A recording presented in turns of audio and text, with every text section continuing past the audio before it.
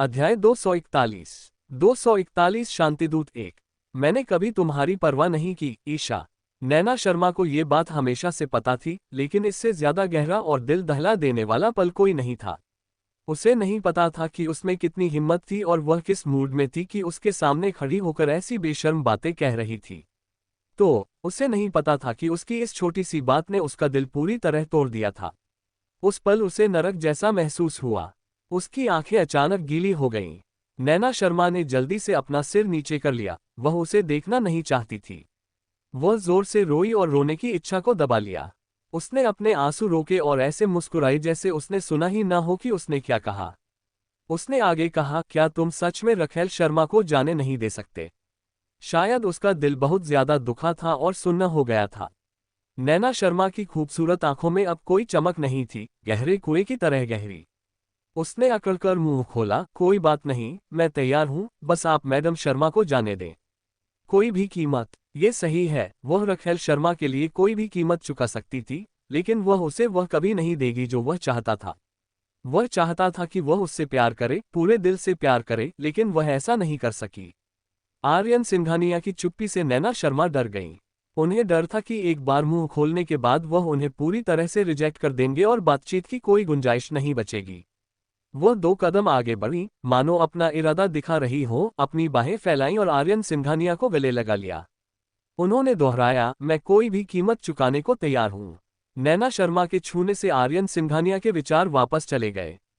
उसकी काली आंखें नीचे झुक गईं और उसने अपने सामने खड़ी औरत को देखा। उसकी शर्ट के कुछ बटन पहले ही खुल चुके थे, जिससे उसकी गोरी स्किन दिख रही थी। अपने एंगल से वह उसकी ब्लैक लेस ब्रा और गहरे कर्व्स भी देख सकता था। ब्लैक एंड व्हाइट के विजुअल इम्पैक्ट ने उसके दिमाग को थोड़ा कंफ्यूज कर दिया और उसकी आंखों के सामने अंधेरा छा गया। नैना शर्मा ने सिर उठाया और आर्यन सिंघानिया की हैरान और स्तब्ध आंखों को देखा। उसे लगा कि शायद यही उसका एकमात्र मौका है। वह जानती थी कि उसकी हरकतें कितनी शर्मनाक, बेशर्मी भरी और घटिया थीं, लेकिन उसके पास कोई और रास्ता नहीं था, है ना?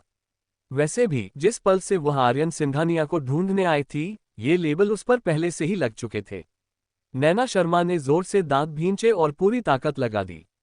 वह दबे पांव चली, आर्यन सिंघानिया के गले में हाथ डाला और उसके लाल होठों को चूमा।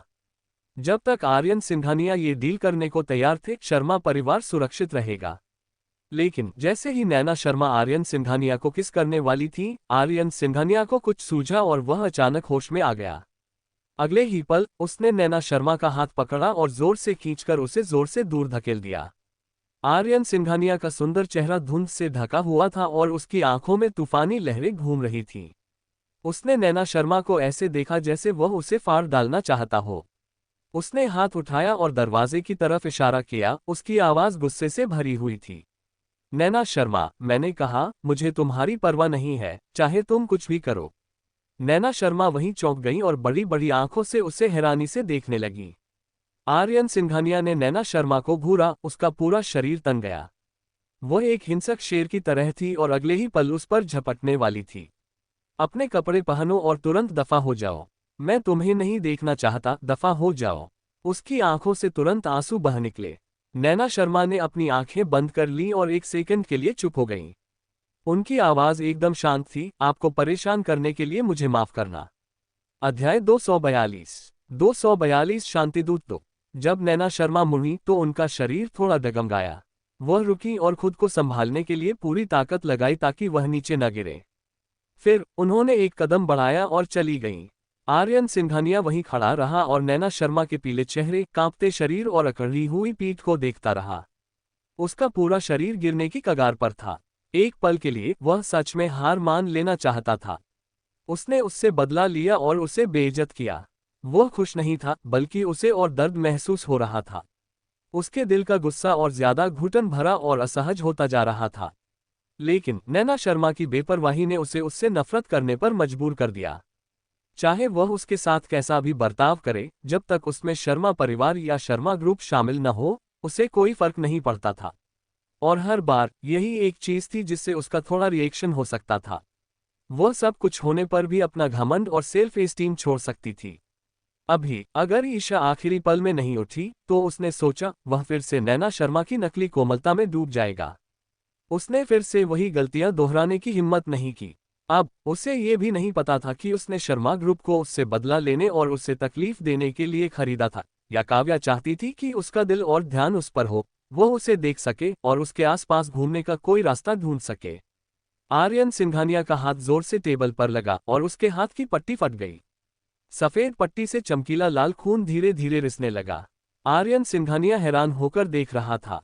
उसके हाथों में दर्द था, लेकिन कितना भी दर्द हो, उसकी तुलना उसके दिल के दर्द से नहीं की जा सकती थी। उसने अपने हाथ डेस्क पर दबा लिए और दर्द से अपनी आंखें बंद कर लीं। योजक चिन्ह। नैना शर्मा ऑफिस से बाहर आईं। असिस्टेंट विक्रम एक तरफ खड़ा था और चिंता से उनके पीले चेहरे को देख रहा था। यंग मैडम, आप ठीक हैं? मैं ठीक हूं, उसने कहा। नैना शर्मा ने शांति से जवाब दिया, आज के लिए धन्यवाद। मैं जा रही हूं। वह बहुत दुखी लग रही थी, लेकिन फिर भी उसे शांत रहने का नाटक करना पड़ा, जिससे लोगों को और भी चिंता होने लगी। युवा मैडम, मैं किसी से आपको वापस भेजने के लिए कहूंगा। उसे इस बात की चिंता थी कि वह इस हालत में अकेली चली जाएगी। कोई जरूरत नहीं, नैना शर्मा ने हल्के से सिर हिलाया, उसके पास से गुजरकर आगे बढ़ गई। असिस्टेंट विक्रम ने उसके लड़खड़ाते कदमों को देखकर गहरी सांस ली। नैना शर्मा नीचे गईं और कार के पास वापस आईं। उन्होंने कार की चाबी डाली और इंजन स्टार्ट करने के लिए चाबी घुमाए, लेकिन उन्हें नहीं पता था कि उनका हाथ बहुत कमजोर है। उन्होंने इसे कुछ बार घुमाया लेकिन घुमा नहीं पाई। आंसू छलक पड़े। तुम भी मुझे धमका रहे हो, तुम भी मुझे धमका रहे हो। उसकी आवाज में आंसू थे। उसने स्टीयरिंग व्हील पर जोर से मुक्का मारा और आखिर में उस पर गिरकर जोर जोर से रोने लगी। वह सच में उतनी मजबूत नहीं थी, वह इतनी अजेय नहीं थी। जो कोई भी उससे पूछता कि क्या वह ठीक है, वह कहती कि वह ठीक है। लेकिन वह ठीक कैसे थी? वह दुखी थी। वह इतनी दुखी थी कि वह मरने वाली थी। वह इतनी दुखी थी कि वह मरने वाली थी। जिस पल आर्यन सिंघानिया ने कहा कि उसने कभी उसकी परवाह नहीं की, जिस पल आर्यन सिंघानिया ने उसे गुस्से से दफा हो जाने को कहा, वह सच में अब और नहीं रुक सकी। दिल का दर्द इससे ज्यादा नहीं हो सकता था। नैना शर्मा ने अपने हाथ को अपने दिल पर पकड़ लिया और जोर जोर से रोने लगी। पिछले साल वह रोते समय भी बहुत सावधान रहती थी। उसने अपनी सभी भावनाओं को दबा दिया था और काबू में कर लिया था। वह अच्छा करना चाहती थी, अपने दादाजी को खुश करना चाहती थी, शर्मा परिवार का बिजनेस अच्छा करना चाहती थी, और आर्यन सिंघानिया को अपने जैसा बनाना चाहती थी। उसने सोचा कि उसने अच्छा काम किया है, कि आखिरकार स्वर्ग उसका ख्याल रखेगा। पता चला कि ईशा कुछ भी नहीं कर सकती थी। वह कुछ भी अच्छे से नहीं कर सकती थी। नैना शर्मा ने आंसू भरी आंखों से सामने मेन रोड को देखा। एक पल के लिए उसके मन में एक भयानक ख्याल आया। अध्याय 243 शांतिदूत 3। नैना शर्मा ने आंसू भरी आंखों से सामने मेन रोड को देखा। एक पल के लिए उसके मन में एक भयानक ख्याल आया। अगर रिया ऐसे ही कार चलाकर चली जाती तो क्या वह आज़ाद हो जाती? उसके बाद से वह हर चीज से आज़ाद हो गई। उसे कंपनी, अपने दादा आर्यन सिंघानिया या किसी और की परवाह करने की जरूरत नहीं थी। वह जो करना चाहती थी करने के लिए आज़ाद थी। वह जब चाहे रो सकती थी और हंस सकती थी। जब वह दुखी होती थी तो उसे दूसरों को ये बताने की जरूरत नहीं होती थी कि वह दुखी नहीं है। जब वह दुखी होती थी तो उसे मुस्कुराकर यह कहने की जरूरत नहीं होती थी कि वह ठीक है। ये बहुत अच्छा था, नैना शर्मा ने इस बारे में सोचा। इंजन स्टार्ट किया और धीरे से एक्सेलरेटर दबाया। कार सीधे आगे बढ़ी। स्पीड धीमी से तेज हो गई। सामने एक चौराहा था और बाईं ओर से एक बड़ा ट्रक आ रहा था। नैना शर्मा की तरफ पहले से ही पीली बत्ती की चेतावनी थी और जल्द ही लाल बत्ती जलने वाली थी। नैना शर्मा की स्पीड बिल्कुल भी कम नहीं हुई, बल्कि वह और तेज होती गई। यहाँ लाल बत्ती जल गई और बाईं ओर चौराहे पर हरी बत्ती जल गई। बड़ा ट्रक चौराहे की ओर चला गया। नैना शर्मा ने स्टीयरिंग व्हील को कसकर पकड़ रखा था। उसकी काली आंखें खुली हुई थीं, जैसे उस पर जादू हो गया हो। ऐसा लग रहा था जैसे वह सच में इस तरह गाड़ी चला सकती है और इस दर्दनाक खाई से सच में आज़ाद हो सकती है। उस जरूरी पल में अचानक उसका फोन बज उठा। नैना शर्मा घंटी बजने से चौंक गईं। ये देखकर कि उनकी कार सामने वाले बड़े ट्रक से टकराने वाली है, उनके बचने की आदत ने उन्हें अचानक एक्सेलरेटर छोड़ने और ब्रेक लगाने पर मजबूर कर दिया। कार तेजी से रुकी। टायर जमीन से रगड़ खाकर बहुत तेज आवाज कर रहे थे। इनर्शिया की वजह से नैना शर्मा का शरीर जोर से आगे की ओर झुका और उसका सिर स्टीयरिंग व्हील से टकरा गया। उसे इतना दर्द हो रहा था कि अचानक ठंडा पसीना आ गया। हालांकि इस दर्द ने नैना शर्मा को होश में भी ला दिया। वह अभी क्या करने की कोशिश कर रही थी? वह सच में चाहती थी कि कियारा उसकी कार ऐसे ही चलाकर बाहर निकल जाए। क्या वह पागल थी? नैना शर्मा के हाथ अचानक स्टीयरिंग व्हील से छूट गए। उनकी पीठ पर ठंडक दौड़ गई और वह डर गई। अगर कार सच में खराब हो गई और उससे कुछ हो गया, तो दादाजी का क्या होगा? कंपनी का क्या होगा? क्या वह सच में ये सब पीछे छोड़कर बिना किसी परवाह के रह सकती है? शायद उसे कभी अपनी बहन की बेफिक्री से जलन हुई होगी, लेकिन वह अपनी बहन से कभी नहीं सीखेगी। उसके माता पिता चले गए थे और उसकी बहन भी, लेकिन शर्मा परिवार की रिया को अब भी किसी ऐसे की जरूरत थी जो उसका साथ दे। अगर वह गिर गई तो शर्मा परिवार सच में उसके हाथों बर्बाद हो जाएगा। वह ऐसा नहीं कर सकती थी, वह नहीं कर सकती थी। उसका फोन बजता रहा। नैना शर्मा ने अपना फोन उठाया और देखा। यह उसके दादाजी थे। उसने अपने माथे से ठंडा पसीना पोंछा और अपने जोर से धड़कते दिल को शांत किया। उसने गहरी सांस ली और कॉल का जवाब दिया। दादाजी। नैना, क्या तुम्हें आर्यन सिंघानिया मिल गया? तुम्हारी बातचीत कैसी रही? क्या वह रखेल शर्मा को जाने देगा? फोन के दूसरी तरफ से राजेश शर्मा की बेचैन आवाज आए और उसने एक के बाद एक सवाल पूछे। नैना शर्मा की आवाज अचानक भारी हो गई। दादाजी अभी भी उसकी खुशखबरी का इंतजार कर रहे थे, लेकिन वह उसे वापस नहीं ला पाई थी। दादाजी ने अपनी सारी उम्मीदें उसी पर लगा रखी थीं, तो वह उन्हें ये कड़वा सच कैसे बता सकती थी? नैना शर्मा का हाथ अचानक से फोन पर आ गया। उसके होंठ कांपने लगे और उसने अपने सूखे होंठ चाटे। धीमी आवाज में उसने धीरे धीरे एक एक शब्द कहा, दादाजी, मैं आर्यन सिंघानिया से नहीं मिल पाए, लेकिन चिंता मत करो, मैं सिंघानिया कॉर्पोरेशन में ही रहूंगी। मैं उससे जरूर मिलूंगी। अध्याय 244 शांतिदूत 4। नैना शर्मा अपने दादाजी से झूठ नहीं बोलना चाहती थी, लेकिन अब उसे कुछ सफेद झूठ बोलना ही था। नहीं तो उसे डर था कि उसके दादाजी इस सच्चाई को मान नहीं पाएंगे। उनका शरीर कोई भी स्टिम्युलेशन नहीं झेल सकता था। राजेश शर्मा सच में बहुत निराश थे, लेकिन उनके पास इस समय कोई और रास्ता नहीं था। उनकी एकमात्र उम्मीद नैना शर्मा पर थी। अगर वह आर्यन सिंघानिया को मना नहीं पाई, तो शर्मा ग्रुप सच में खत्म हो जाएगा। नैना, तुम आर्यन सिंघानिया को शर्मा परिवार को छोड़ने के लिए जरूर कोई तरीका निकालोगी, है ना? नैना शर्मा ने अपने मोती जैसे सफेद दांतों से अपने निचले होंठ को जोर से काटा। उसने अपनी नाक में चढ़ी खटास को दबाया और धीरे से कहा, मैं करूंगी। यह अच्छा है, यह अच्छा है, ईशा। नैना शर्मा ने जोर से अपनी लार ली, अपनी कांपती आवाज को संभाला और आगे कहा, दादाजी, मैं शायद इन कुछ दिनों में आपके साथ वापस नहीं जा पाऊंगी। आपको अपने शरीर और अपना अच्छे से ख्याल रखना होगा। अगर कुछ हो तो आप लीला मासी से मुझे फोन करने के लिए कहना। ठीक है, तुम भी अपना ख्याल रखना। नैना शर्मा ने अपने हाथ को जोर से काटा, इस डर से कि वह अगले ही पल चिल्ला उठेगी, और केवल अस्पष्ट रूप से एन कहने की हिम्मत की। अचानक हरी बत्ती जल उठी। नैना शर्मा की कार चौराहे पर फंस गई थी और आगे नहीं बढ़ रही थी, जिससे पीछे की गाड़ियां नाराज होकर हॉर्न बजाने लगीं। नैना शर्मा ने जल्दी से कहा, दादाजी, मैं गाड़ी चला रही हूं। मैं अब फोन रखती हूं। इतना कहकर नैना शर्मा ने बिना कुछ बताए फोन काट दिया। अगले ही पल उनके गले में जो घुटन थी, वो भी बाहर आ गई। उसने अपने आंसू पोंछने के लिए हाथ उठाया, नाक सिकुड़ी, कार स्टॉप की और आगे बढ़ गई। लेकिन जैसे जैसे वह गाड़ी चला रही थी, वह दिशा भूल गई और उसे समझ नहीं आ रहा था कि उसे कहाँ जाना है। वह शर्मा के घर वापस नहीं जा सकती थी, क्योंकि वह नहीं चाहती थी कि दादाजी को पता चले कि उसके साथ कुछ गड़बड़ है और उन्हें शक हो। वह विला में भी वापस नहीं जा सकती थी, जो आर्यन सिंघानिया का था। उसने कहा कि वह उससे मिलना नहीं चाहता, लेकिन वह ऐसी जगह भी नहीं थी जहां वह वापस जा सकती थी।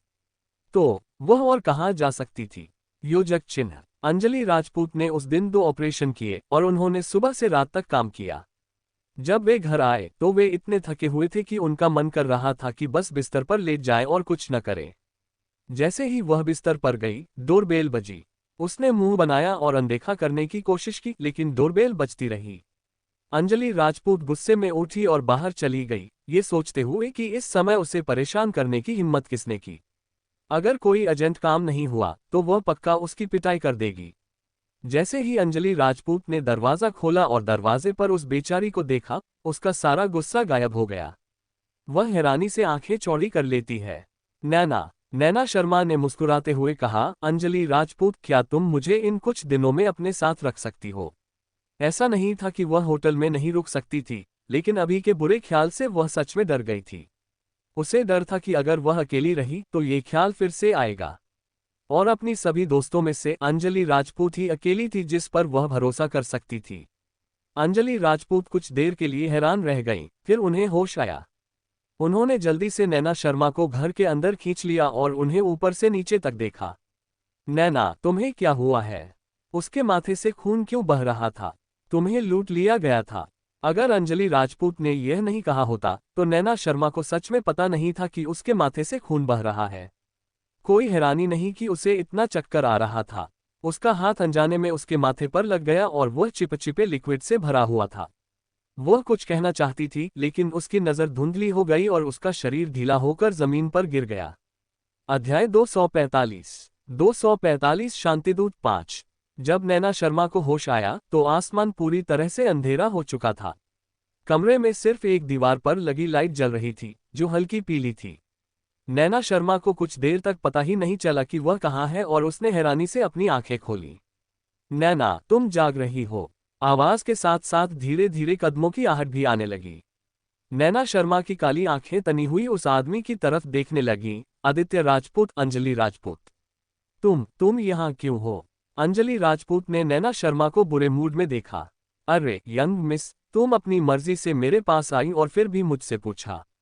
वह खुद ही आई। नैना शर्मा ने धीरे से अपनी भौहें सिकुड़ी और धीरे धीरे उसकी याददाश्त वापस आ गई। हाँ, वह बेघर थी, इसलिए वह अंजलि राजपूत के घर आई थी, इस उम्मीद में कि अंजलि राजपूत उसे कुछ दिनों के लिए अपने साथ रख लेगी। अंजलि राजपूत ने नैना शर्मा से बहस नहीं की। वह बिस्तर के किनारे पर बैठ गईं और धीरे से नैना शर्मा को बैठने में मदद की। उन्होंने उनकी पीठ के पीछे एक छोटा तकिया रखा और उन्हें उस पर टेक लगाने दिया। फिर उन्होंने कहा, क्या तुम बेहतर महसूस कर रही हो? क्या तुम्हारे सिर में दर्द है? अगर अंजलि राजपूत ने इसका जिक्र न किया होता तो उससे यह महसूस नहीं होता, लेकिन अब उसके माथे पर तेज दर्द हो रहा था और सिर चकरा रहा था। मुझे क्या हो गया है? तुम मुझसे पूछ रहे हो? मुझे कैसे पता चलेगा कि तुम्हें क्या हुआ है? अंजलि राजपूत की आंखें बेबसी से फैल गईं। मैंने देखा कि तुम्हारे माथे के अलावा तुम्हें कहीं चोट नहीं लगी है और तुम्हारे पैसे अभी भी वहीं हैं। तुम ऐसे नहीं लग रहे हो जैसे तुम्हें लूटा गया हो। तुम्हारे सिर को क्या हुआ? क्या तुमने खुद को मारा? नैना शर्मा ने अपना सिर उठाया और अपने माथे पर दर्द महसूस किया। अंजलि राजपूत ने पहले ही उसकी पट्टी बांधकर खून साफ कर दिया था। वह एक पल के लिए हैरान रह गई और फिर उठी। जब उसने अभी अभी ब्रेक लगाया तो उसका माथा स्टीयरिंग व्हील से टकरा गया। शायद वह उस समय बहुत दुखी थी, लेकिन उसे बिल्कुल भी दर्द महसूस नहीं हुआ। मेरा सिर स्टीयरिंग व्हील से टकरा गया, उसने धीरे से कहा। तुम इतनी लापरवाह कैसे हो सकती हो? अंजलि राजपूत ने भौहें चढ़ाईं। मुझे लगता है कि टक्कर से तुम्हें खून बह रहा है, इसलिए मैंने तुम्हारे घाव पर पट्टी बांध दी। भविष्य में किसी भी परेशानी से बचने के लिए कल चेकअप के लिए अस्पताल जाओ। नैना शर्मा ने धीरे से सिर हिलाया। वह कुछ सेकंड के लिए रुकी और फिर कमजोरी से अपना मुंह खोला। अंजलि राजपूत, क्या मैं तुम्हें कुछ दिनों के लिए परेशान कर सकती हूँ? बस कुछ ही दिन है। नैना, तुम्हें क्या हुआ? तुम इतनी बुरी हालत में क्यों हो? हालांकि नैना शर्मा और अंजलि राजपूत कई सालों से अच्छी दोस्त थीं, लेकिन कुछ चीजें ऐसी थीं जो उन्हें नहीं पता थी कि कैसे करनी है और उन्हें ये कहने में शर्मा रही थी। अंजलि राजपूत, क्या मैं खुद से नहीं पूछ सकती? छोड़ो, अगर तुम नहीं कहना चाहते तो मत कहना। तुम जब तक चाहो यहाँ रह सकते हो, बस किराया दे दो। नैना शर्मा जानती थी कि वह मजाक कर रही है।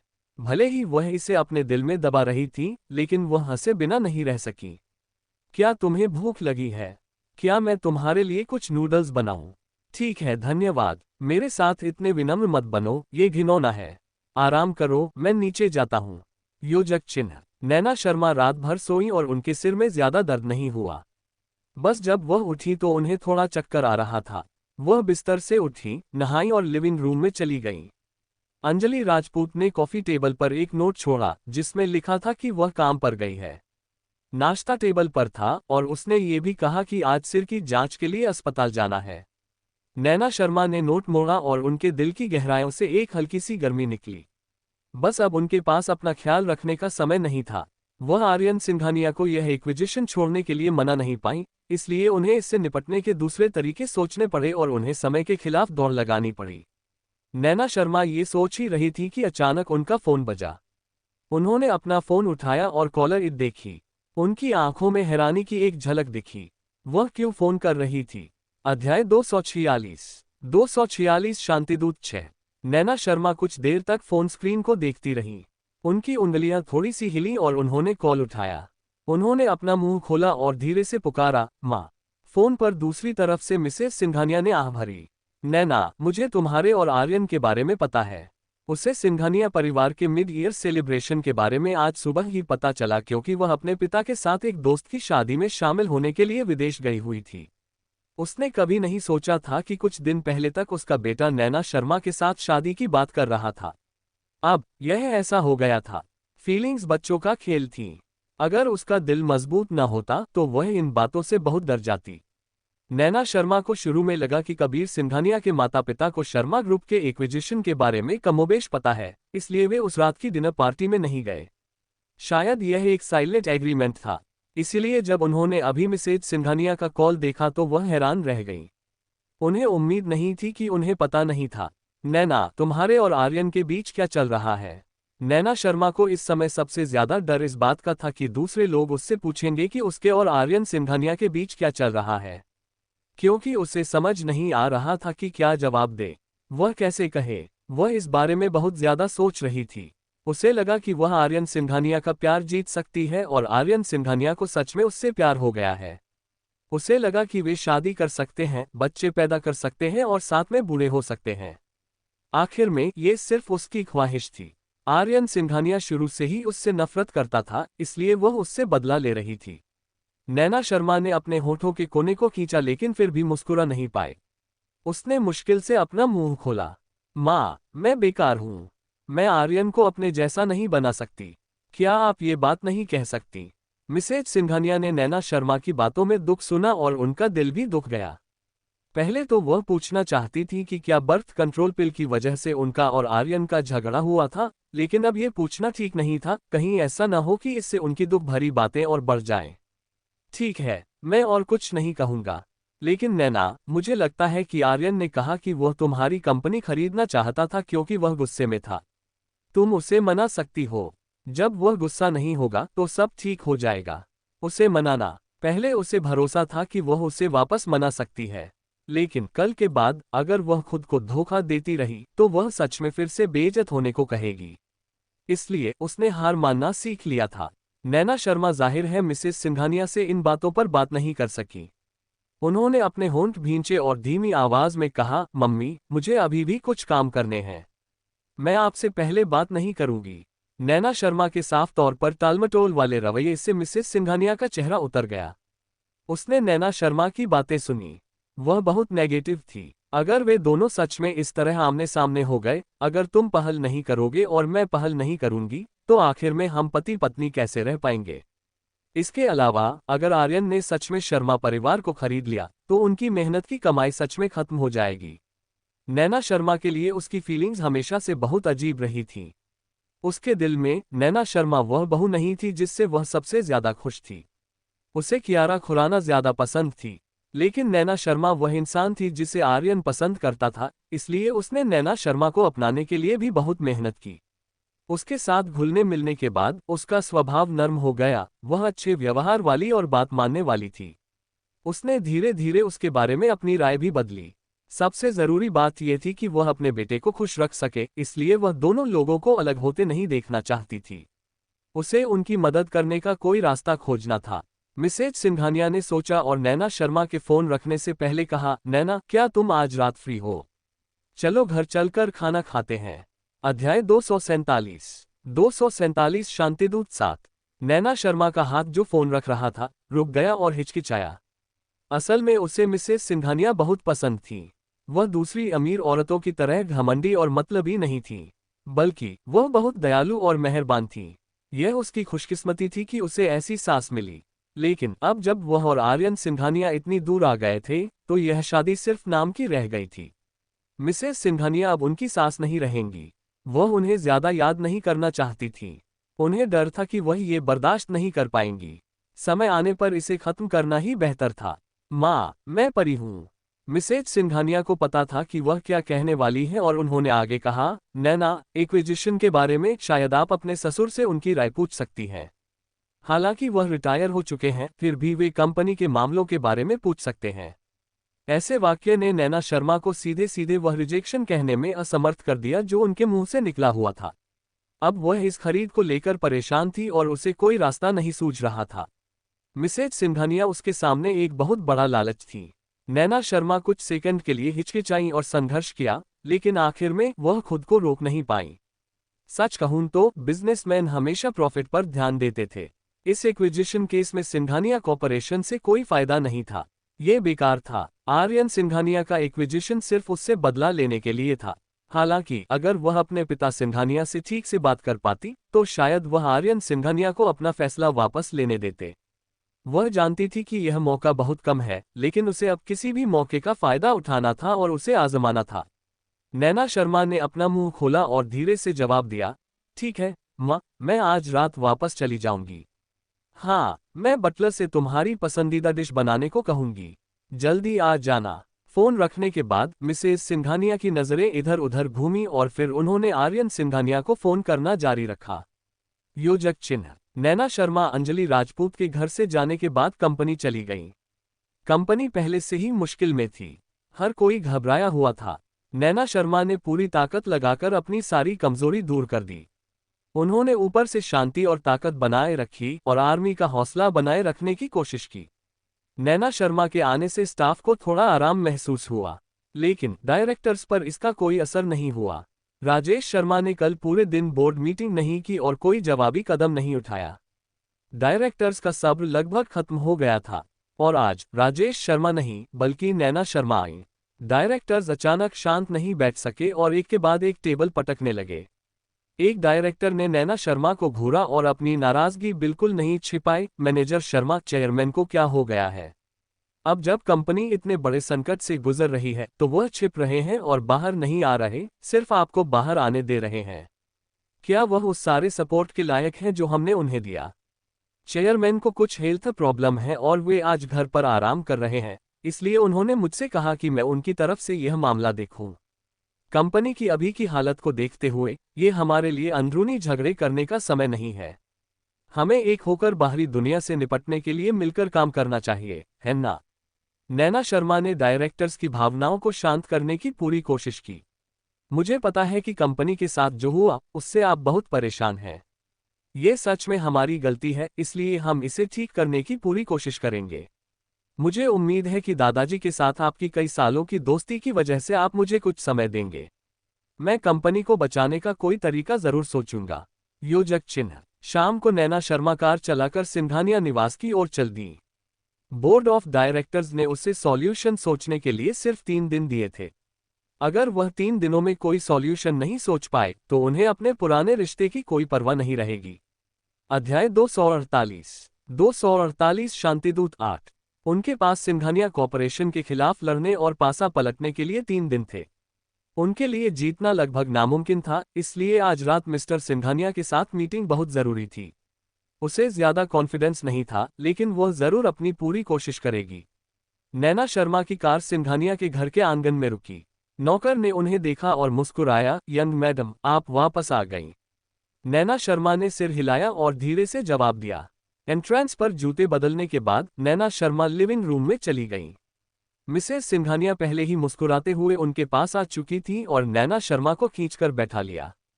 उन्होंने नैना को ध्यान से देखा और दुखते हुए कहा, नैना, तुम्हारे माथे में क्या है?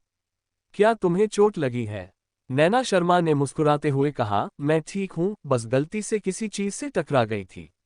देखो तुम कितनी पीली पड़ गई हो। नैना, तुम्हें अपना अच्छे से ख्याल रखना होगा। मिसेज सिंघानिया नैना शर्मा के ठंडे हाथों को थामे बिना नहीं रह सकी। नैना शर्मा दिल से शुक्रगुजार थी और उनकी आंखों में थोड़ी खटास थी। उन्होंने अपनी आंखें नीची कर ली और खुद को संभाला। मैं करूंगी। नैना शर्मा ने कुछ गहरी सांसें ली और शांत हो गईं। उन्हें अपने आने का मकसद याद आया और उन्होंने अपना निचला होंठ काट लिया। उन्होंने अपनी काली आंखें उठाईं और उन्हें इधर उधर घुमाया। उन्हें वह इंसान नहीं दिखा जिसे वह देखना चाहती थी और वह पूछे बिना नहीं रह सकी, मम्मी, डैडी कहाँ हैं? नैना शर्मा इतनी सीधी बात नहीं करना चाहती थी, लेकिन वह सच में परेशान थी। मैडम सिंघानिया उसे समझ गईं और उन्होंने उसे दोष नहीं दिया, बस इतना कहा, तुम्हारे पापा अपने पुराने दोस्तों के साथ गोल्फ खेल रहे हैं। वह डिनर के लिए वापस आएंगे। चिंता मत करो, मैं तुम्हारी मदद करूंगी। आपको धन्यवाद माँ। नौकर चाय ले आया। नैना शर्मा ने उसे हाथों में लिया और धीरे धीरे पी। उनका शरीर थोड़ा गर्म महसूस हो रहा था। दूसरी ओर मिसेज सिंघानिया थोड़ी बेचैन दिख रही थी और बीच बीच में दीवार पर टंगी पुरानी घड़ी की ओर देख रही थी। ऐसा इसलिए था क्योंकि जब उसने सुबह आर्यन सिंघानिया को फोन किया तो उसने उसे बार बार आज रात वापस आने के लिए कहा था, लेकिन उसने बस इतना कहा कि वह इंतजार करेगा और देखेगा। अगर वह वापस नहीं आया तो क्या उसकी कोशिशें बेकार नहीं हो जाएंगी। उसने दोनों को वापस बुला लिया क्योंकि वह बीच बचाव करना चाहती थी और दोनों के बीच रिश्ते को आसान बनाना चाहती थी। जैसे जैसे समय बीता, आसमान धीरे धीरे काला होता गया। 7 बज रहे थे। मिसेस सिंघानिया अब और शांत नहीं बैठ सकती थी। उन्होंने उठने का बहाना ढूंढा और बालकनी से बाहर चली गईं। उन्होंने अपना फोन निकाला और आर्यन सिंघानिया को फोन करने वाली थी। अचानक दरवाजे से एक कार के वापस आने की आवाज आई। मिसेस सिंघानिया रुकी और फिर उन्होंने एक नौकर को चिल्लाते हुए सुना, मालिक आप वापस आ गए। अगले ही पल उसने फिर पुकारा, युवा मालिक आप भी वापस आ गए। मिसेज सिंघानिया की आंखें चमक उठीं और वह जल्दी से घूमकर दरवाजे की ओर चल दी। मिस्टर सिंघानिया और आर्यन सिंघानिया एक के बाद एक आगे बढ़े। दोनों ने स्पोर्ट्सवियर पहना हुआ था और ऐसा लग रहा था जैसे वे अभी अभी साथ में एक्सरसाइज करके लौटे हों। मिसेज सिंघानिया ने हैरानी से कहा, बूढ़े सिंघानिया क्या आप गोल्फ खेलने नहीं गए थे? आप आर्यन के साथ क्यों हैं? फादर सिंघानिया ने नौकर को बेसबॉल बैट दिया और जवाब दिया, मैं गोल्फ से मैदान पर मिला था। तुमने कहा था कि तुम चाहते हो कि वह आज रात डिनर पर वापस आए, इसलिए मैंने उसे अपने साथ वापस आने के लिए कहा। ओल्ड सिंघानिया आप सचमुच भरोसेमंद हैं। मिसेज सिंघानिया ने अपने पति को थम्स अप किया और फिर अपने बेटे की तरफ देखा।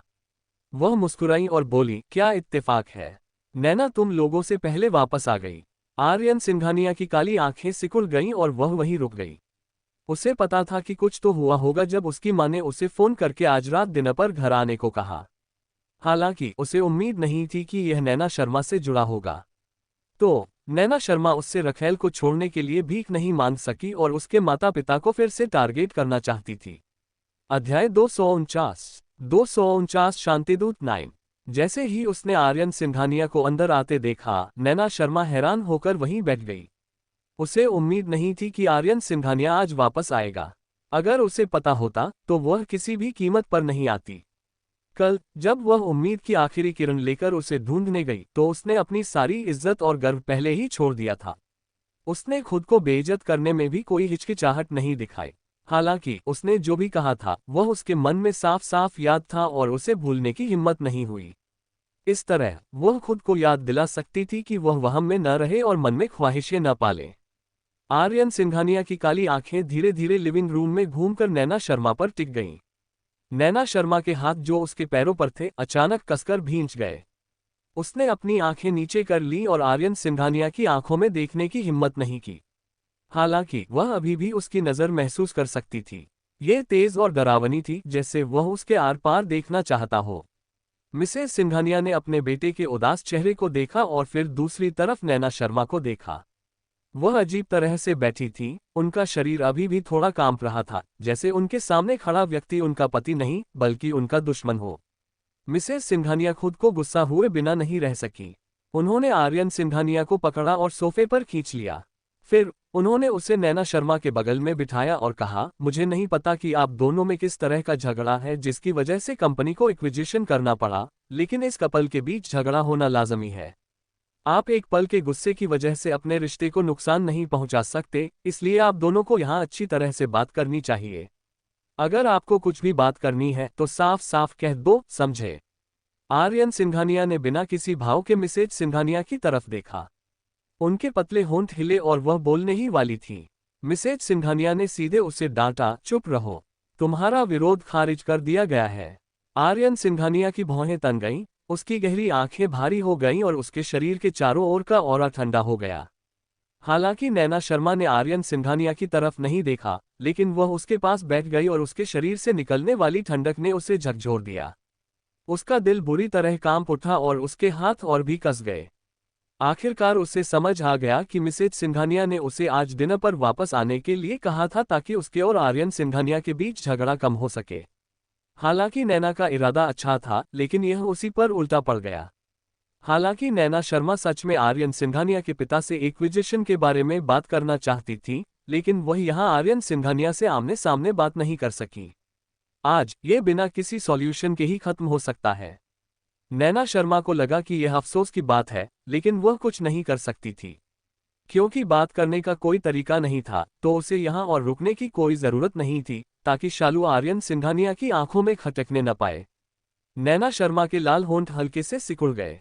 वह अचानक खड़ी हुई और मैडम सिंघानिया से बोली, मम्मी, मुझे परी को अचानक याद आया कि कंपनी में मेरी एक इमरजेंसी है। मुझे उसे निपटाने के लिए वापस जाना होगा। मैं यहाँ खाना नहीं खाऊंगी। मिसेस सिंघानिया हैरान रह गईं। उन्होंने पहले ही फोन पर नैना शर्मा का नेगेटिव रवैया महसूस कर लिया था। उन्हें उम्मीद नहीं थी कि वह आर्यन सिंघानिया के साथ अपने रिश्ते को बेहतर बनाने का इतना बड़ा मौका छोड़ देंगी। क्या ऐसा हो सकता है कि वह सच में आर्यन को वापस पाना नहीं चाहती थी? मिसेस सिंघानिया आर्यन सिंघानिया को देखे बिना नहीं रह सकी। आर्यन सिंघानिया के हाव भाव नहीं बदले और उनकी आंखें गहरी और गहरी थीं, बिना किसी इमोशन के। मिसेज सिंघानिया बहुत परेशान थीं। ये दोनों लोग इतने अजीब थे कि वह कुछ कहना नहीं चाहती थीं। वे कब सुलह करेंगे? मिसेस सिंघानिया परेशान थीं और उन्हें कोई परवाह नहीं थी। नहीं, तुम दोनों को आज ही सब कुछ साफ कर देना चाहिए। नहीं तो जाने के बारे में सोचना भी मत। अध्याय 250 शांतिदूत 10। मिसेज सिंघानिया ने अपना हाथ बढ़ाया और बिना किसी दिखावे के नैना शर्मा के कंधे पर दबाव डाला, जिससे वह वापस बैठ गईं। नैना शर्मा चौंक गईं और बैठ गईं। उनका शरीर गलती से आर्यन सिंघानिया के शरीर से छू गया। उनका दिल जोर से धड़का और उन्होंने जल्दी से अपने हाथ पैर पीछे खींच लिए। वह और दूर बैठ गईं और उससे दूरी बनाए रखने की कोशिश की। आर्यन सिंघानिया की काली आंखें थोड़ी सिकुड़ गईं। ऐसा लगा जैसे उसकी आंखों में कुछ चमक गया हो और उसकी नजरें ठंडी हो गईं। नैना शर्मा सच में और ज्यादा रुककर अपनी बेइज्जती नहीं करवाना चाहती थी, इसलिए वह सिर्फ मिसेस सिंघानिया के अच्छे इरादों को मान सकती थी। उन्होंने मुंह खोला और मना करना चाहती थी, लेकिन आर्यन सिंघानिया पहले बोल पड़े। माँ, क्या आप यहीं रुककर हमें बात करते हुए देखने का प्लान बना रही हैं? मिसेज सिंघानिया की आंखें खुली हुई थीं, लेकिन आर्यन की बात सुनकर उन्होंने जोर से पलकें झपकाईं। उन्होंने हल्के से खांसते हुए कहा, नहीं, आप लोग चेक करें। मैं आपको डिस्टर्ब नहीं करूंगी। आप लोग चैट करें। मिसेज सिंघानिया ने जैसे ही कहा, वह मुड़ी और लिविंग रूम से बाहर चली गईं। हालांकि वह 3 बार पीछे मुड़ी, उनकी नजर अभी भी उन पर थी। मिसेज सिंघानिया को इस तरह देखकर आर्यन सिंघानिया की भौहें बेसब्री से तन गईं। उसने अचानक हाथ बढ़ाकर नैना शर्मा की कलाई पकड़ ली। फिर उसने उसे सोफे से ऊपर खींच लिया। वह अपने लंबे पैरों से चलता हुआ सीधा ऊपर चला गया। नैना शर्मा ने तुरंत कोई रिएक्शन नहीं दिया। वह हैरान होकर उसके पीछे पीछे चलती रही जब तक आर्यन सिंघानिया उसे दूसरी मंजिल पर नहीं ले आया। अचानक उसे होश आया और वह खुद को रोक नहीं पाए। तुम मुझे कहाँ ले जा रहे हो? मुझे जाने दो। नैना शर्मा आर्यन सिंघानिया का हाथ छुड़ाना चाहती थी, लेकिन उसका हाथ लोहे की चेन की तरह था। उसने उसकी कलाई को कसकर पकड़ रखा था। वह कुछ भी करके उसे छुड़ा नहीं पा रही थी। इसके अलावा उसकी ताकत बहुत ज्यादा थी। उसने दर्द में उसे पकड़ लिया और भौहें चढ़ा लीं। उसने जोर से दांत भींचे और दर्द से चिल्लाई नहीं। आर्यन सिंघानिया उसे घसीटते हुए अपने बेडरूम तक ले गया और दरवाजा जोर से बंद कर दिया। तभी उसने पूरी ताकत से उसका हाथ दूर फेंक दिया, जैसे उसने कोई गंदी चीज छू ली हो। नैना शर्मा खड़ी नहीं रह सकी और उसकी ताकत से टकरा गई। वह सीधे सोफे पर गिर पड़ी। आर्यन सिंघानिया कुछ कदम आगे बढ़ा और ऊपर से उसे नीचे देखा। उसका सुंदर चेहरा गुस्से से भरा हुआ था और उसकी आंखों के नीचे एक छिपी हुई लहर सी दिख रही थी, जिससे बहुत ज्यादा खतरा दिख रहा था। नैना शर्मा उसकी नजर से कांपने लगी और उन्हें समझ नहीं आ रहा था कि वह अपने हाथ पैर कैसे हिलाएं। आर्यन सिंघानिया ने कहा था कि वह उससे मिलना नहीं चाहती थी, लेकिन वह फिर से उसके सामने आ गई थी। कोई सोच सकता था कि वह कितना गुस्सा हुआ होगा। बस बात यह थी कि उसने ये जानबूझकर नहीं किया था। नैना शर्मा की आंखें फटी की फटी रह गईं। वह हकलाते हुए बोली, सिंघानिया, आर्यन सिंघानिया, मुझे नहीं पता था कि तुम आज रात वापस आओगे, रिया। इससे पहले कि वह अपनी बात पूरी कर पाती, आर्यन सिंघानिया के मजाक ने उसे टोक दिया। नैना शर्मा, तुम एक्टिंग में बहुत अच्छी हो। मेरे सामने एक्टिंग करना काफी नहीं है, अब तुम पापा मम्मी के सामने भी एक्टिंग करना चाहती हो। उद्धरण चिन्ह अल्पविराम अल्पविराम प्रश्नवाचक चिन्ह उद्धरण चिन्ह। लेकिन मैं तुम्हें बता दूं, अगर तुम मेरी माँ को भी बाहर ले आओ तो भी यह बेकार है। अगर तुम्हारे पास ये सब करने का इतना टाइम है तो तुम ये क्यों नहीं सोचते कि शर्मा परिवार को खरीदने के बाद मैं तुम्हारे शर्मा परिवार की गंदगी कैसे साफ करूंगा। नैना शर्मा का चेहरा थोड़ा पीला पड़ गया था। अब उसने जो भी किया हो, उसकी नज़र में ये सब एक छिपा हुआ मकसद और एक साजिश थी।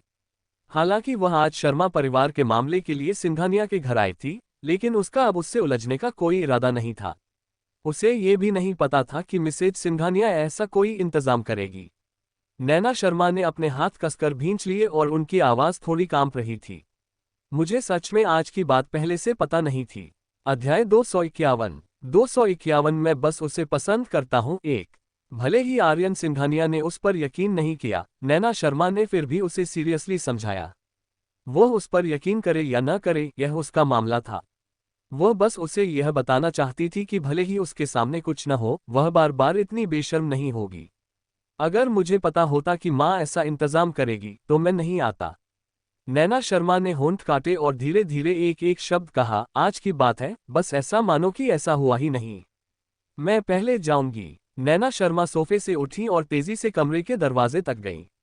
लेकिन जब उन्होंने दरवाजा खोलकर बाहर जाना चाहा तो दरवाजा नहीं खुला। उसने मुंह बनाया और दरवाजे का लॉक घुमाया। उसने जोर से खींचा, लेकिन दरवाजा लॉक लग रहा था और हिला भी नहीं। नैना शर्मा की आंखों में शक की चमक आ गई। दरवाजे में क्या खराबी है? नैना शर्मा ने इतने पक्के तौर पर कहा जैसे आज के मामले में उसका कोई हाथ ही नहीं था और सब कुछ उसकी माँ का आइडिया था। वह अपनी मर्जी से चली भी गई। आर्यन सिंघानिया उसकी हरकतों से हैरान रह गया। बदकिस्मती से उसने इतनी जल्दी अपना असली रंग दिखा दिया। आर्यन सिंघानिया ने नैना शर्मा की तरफ देखा, जो कमरे के दरवाजे पर बिना हिले डुले खड़ी थी, और उसके होंठ मजाक में फड़फड़ाए। क्या तुम फिर से जाना बर्दाश्त नहीं कर सकती? नैना शर्मा की बातें सुनने में हमेशा बहुत अच्छी लगती थी और वह हमेशा उसके सामने एक्टिंग करती थी। दुख की बात यह थी कि उसके सामने वह जो एक्टिंग करती थी उसे हमेशा एक पोक से तोड़ा जाता था, जिससे उसके लिए उस पर यकीन करना मुश्किल हो जाता था। नैना शर्मा ने अपने पीछे से आती मजाक उड़ाने वाली आवाज सुनी और उसका दिल थोड़ा कांप उठा। वह जानती थी कि वह और आर्यन सिंघानिया इस मोड़ पर आ गए हैं। उसे उसकी किसी भी बात से दुखी नहीं होना चाहिए और न ही दुखी होना चाहिए। बस ये कहना आसान था, लेकिन करना मुश्किल था। आखिर परी उससे प्यार करती थी और इतने सालों से करती आई थी। किसी इंसान से प्यार करने में शायद एक सेकंड लगे, लेकिन जिसे आप प्यार करते थे उसे भूलने में बहुत लंबा समय लगेगा। हो सकता है कि इसमें हमेशा के लिए भी समय लग जाए। हो सकता है कि आप अपने दिल से उसके निशान पूरी तरह से न मिटा पाएं। लेकिन अगर वह भूल भी नहीं पाती तो भी वह उसे एक भी बात नहीं बताती। वह उसे फिर से अपनी ईमानदारी पर हंसने का मौका नहीं देती। दरवाजा नहीं खुल सकता। ऐसा लगता है कि यह बाहर से बंद है। नैना शर्मा ने जितना हो सके शांति से समझाने की कोशिश की। फिर उसने हाथ बढ़ाकर दरवाजा जोर से खटखटाया। खटखटाते हुए वह बाहर चिल्लाए, कोई है? कोई है? क्या आप दरवाजा खोलने में मेरी मदद कर सकते हैं? ये लॉक है। आर्यन सिंघानिया ने नैना शर्मा का बेपरवाह रवैया देखा और उसे लगा कि यह मजाकिया है। कोई हैरानी नहीं कि वह अभी इतने अच्छे से जा सकती है। उसे यह बात बहुत पहले से पता होगी। वह जानती थी कि दरवाजा उसकी मां ने बाहर से बंद कर दिया है और वह चाहकर भी बाहर नहीं जा सकती। इसीलिए वह उसके सामने ऐसी हरकत कर रही थी। कभी कभी वह सच में उसका दिल खोलकर देखना चाहता था कि उसका दिल कैसा है। वह इतनी साजिश करने वाली और चालाक कैसे हो सकती है। वह हमेशा झूठ बोलती थी और मासूम होने का नाटक करती थी। उसने उसके असली रंग साफ साफ देख लिए थे। आर्यन सिंघानिया जितना ज्यादा इस बारे में सोचता, उसे उतना ही गुस्सा आता। वह अपने लंबे पैरों से आगे बढ़ी और नैना शर्मा के पीछे चली गई। उसने नैना शर्मा का हाथ पकड़ा और जोर से उसका शरीर घुमाया। उसकी काली आंखें उदासी से भरी थीं, उसके होंठ ठंडे पड़ गए थे और उसकी आवाज बेसब्री से भरी थी। नैना शर्मा, एक्टिंग बंद करो। चाहे मेरे सामने हो या मेरे मम्मी पापा के सामने, मैं तुम्हें बता रहा हूं, तुम कुछ भी करो, बेकार है। चाहे उसने कुछ भी किया हो, वह बेकार था। हाँ, उसने चाहे कुछ भी किया हो, उसने कभी उस पर यकीन नहीं किया। उसकी नज़र में वह कभी मासूम नहीं थी और हमेशा साजिश करती रही थी। अध्याय 252 मैं उसे पसंद करता हूँ। नैना शर्मा की लंबी और घुंघराले पलकें जोर से कांप रही थीं। उनकी नाक में खटास की एक झलक आ गई। उन्होंने अपनी आंखें नीची कर लीं और अपने दिल के डिप्रेशन और उदासी को रोकने की कोशिश की। जब उसने अपना बचाव करने की कोशिश की तो उसके होंठ थोड़े हिले, लेकिन वह आवाज नहीं निकाल सकी। पहले वह उसे समझाना चाहती थी, लेकिन अगर वह उस पर विश्वास नहीं भी करता तो भी वह समझाती थी। लेकिन अब ऐसा करने की कोई जरूरत नहीं थी। आप कभी भी ऐसे इंसान को नहीं जगा सकते जो सोने का नाटक कर रहा हो, ठीक वैसे ही जैसे आप कभी भी ऐसे इंसान को नहीं समझा सकते जो आप पर विश्वास नहीं करता। नैना शर्मा ने सिर उठाया और आर्यन सिंघानिया को देखा। उसने अपने होठों का कोना ऊपर उठाया और उसकी आंखों में आंसू आ गए। उसने मुस्कुराने की पूरी कोशिश की। चिंता मत करो, मैं तुम्हारे साथ दोबारा कुछ नहीं करूंगी। मुझमें अभी भी थोड़ी सेल्फ अवेयरनेस है। अगर तुम मुझसे नहीं मिलना चाहते तो किसी से दरवाजा खोलने के लिए कहो। मैं तुरंत चली जाऊंगी और कभी वापस नहीं आऊंगी। वह उनसे शर्मा परिवार के बारे में कुछ नहीं पूछेगी, नहीं वह मदद के लिए फादर सिंघानिया से पूछने आएगी। वह उनसे जुड़ी हर बात से बचती रहेगी और आगे कोई कदम नहीं उठाएगी। ये सच था कि वह आज अपनी बीमारी की वजह से यहाँ आई थी। उसने मिस्टर सिंघानिया से मदद मांगने की कोशिश की थी। उन्होंने उस पर विश्वास न करके सही किया। हालांकि वह उसके अविश्वास के लिए भी शुक्रगुजार थी, जिससे उसे समझ में आया कि वह और आर्यन सिंघानिया सच में खत्म हो गए थे। नैना शर्मा की बातों से आर्यन सिंघानिया की आंखों में मजाक और गहरा हो गया। किसी से दरवाजा खुलवाओ। अगर कोई दरवाजा खोलता तो बहुत पहले खोल देता। मुझे डर है कि अगर मैंने तुमसे सुलह नहीं की तो दरवाजा नहीं खुलेगा, है ना? उसके शब्दों में कोई बुरी बात नहीं थी, लेकिन यह सवाल एक तेज धार वाली तलवार की तरह था, जो बेरहमी से उसे घायल कर रहा था। नैना शर्मा की आंखों की रोशनी पूरी तरह गायब हो गई और अंधेरा छा गया। वह मुस्कुराए और उसकी आवाज बहुत धीमी थी, आप जो चाहे सोच सकते हैं। नैना शर्मा ने अपना हाथ उठाया और आर्यन सिंघानिया का हाथ जो उनकी बांह पकड़े हुए था, जबरदस्ती खींच लिया। फिर वह एक कदम आगे बढ़ी और सोफे पर वापस बैठ गई। उनकी पीठ सीधी थी और वह सीधी बैठी थी। उन्होंने नीचे देखा और फिर आर्यन सिंघानिया की तरफ नहीं देखा। आर्यन सिंघानिया ने नैना शर्मा की हरकतों को ठंडे दिमाग से देखा। उसके दिल में गुस्सा और बढ़ता जा रहा था और उसकी आंखों में उदासी और भारी होती जा रही थी। उसे नैना शर्मा से सबसे ज्यादा नफरत तब होती थी जब वह ऐसी होती थी। उसे नहीं पता था कि उसके दिल में कितनी साजिशें थीं, लेकिन फिर भी उसे बेगुनाह होने का नाटक करना पड़ता था। उसने बिना पीछे हटे उसे बार बार धोखा दिया, अपना मकसद हासिल किया और फिर बेरहमी से उसके दिल में छुरा घोंप दिया।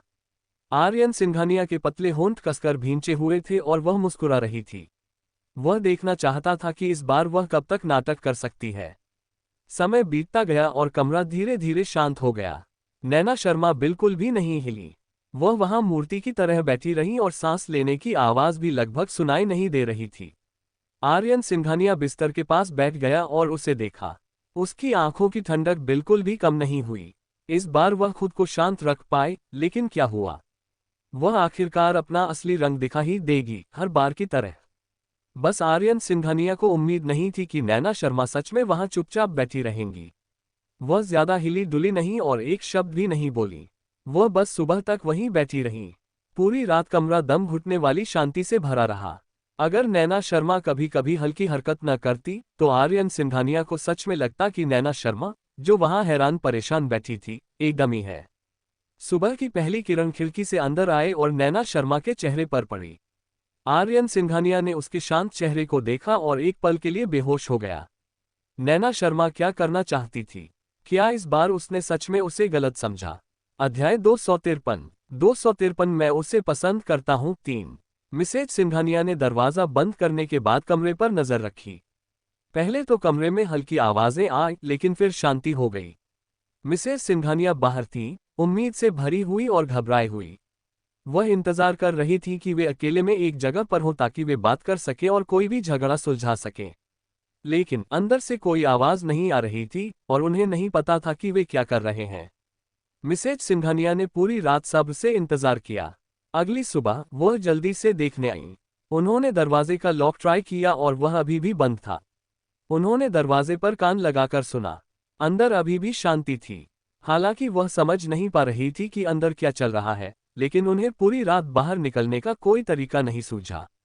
आखिर उसके बेटे की पर्सनैलिटी को देखते हुए अगर वह सच में जाना चाहता तो उसे फंसाना उसके लिए मुमकिन नहीं था।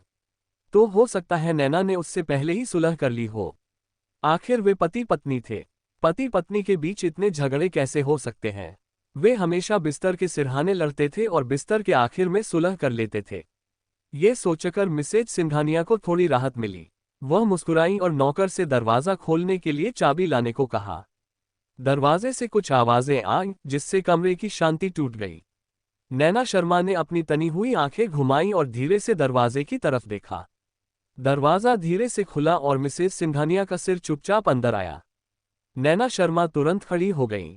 आर्यन सिंघानिया ने भी अपनी पलकें उठाईं और देखा। मिसेज सिंघानिया पहले चुपके से अंदर का हाल देखना चाहती थीं। उन्हें उम्मीद नहीं थी कि जब वह अंदर झांकेंगी तो आर्यन सिंघानिया बिस्तर पर और नैना शर्मा सोफे पर बैठे दिखेंगे। वे दोनों बहुत दूर थे और कमरे का माहौल बहुत उदास था। उनका दिल जोर से धड़क रहा था। ऐसा लग रहा था कि नैना का मामला वैसा नहीं हुआ जैसा उन्होंने सोचा था, बल्कि हालात ठीक नहीं लग रहे थे। मिसेस सिंघानिया अचानक पीछे हटी और दरवाज़ा फिर से बंद करना चाहती थी, लेकिन आर्यन सिंघानिया पहले ही कुछ कदम आगे बढ़कर दरवाज़ा पकड़ चुके थे। जोर से उन्होंने दरवाज़ा सीधे खींचकर खोल दिया। उनकी भौहें तन गईं और उन्होंने धीमी और ठंडी आवाज़ में कहा, मॉम, बस बहुत हो गया। आप ये ट्रिक और कितनी बार खेलना चाहेंगी? वैसे ये बेकार है, इसलिए आपको अपना समय बर्बाद करने की ज़रूरत नहीं है। मिसेस सिंघानिया रंगे हाथों पकड़ी गईं और उन्हें थोड़ा अजीब लगा। उनकी आंखें हल्की सी झपकीं और उन्होंने कमज़ोर आवाज़ में समझाया, रिया, मैं बस तुम लोगों को बात करने और अपने झगड़े सुलझाने के लिए थोड़ी जगह दे रही हूँ। कुछ देर रुकने के बाद उसे लगा कि उसके शब्दों में कुछ गड़बड़ है और वह खुद को ये कहे बिना नहीं रह सकी, रुको, तुम्हारा मतलब है कि हम और कितनी बार खेलना चाहते हैं? आर्यन सिंघानिया की आंखों में बर्फ छिपी हुई लग रही थी। उसका सुंदर चेहरा तनाव और उदासी से भरा हुआ था। मैडम सिंघानिया ने उसके चेहरे पर नजर डाली और अचानक समझ गईं कि वह क्या कह रहा है। उन्होंने हैरानी से कहा, बेटा, तुम्हें क्या लगता है कि नैना और मैंने नैना के मामले में आपस में मिलीभगत की है?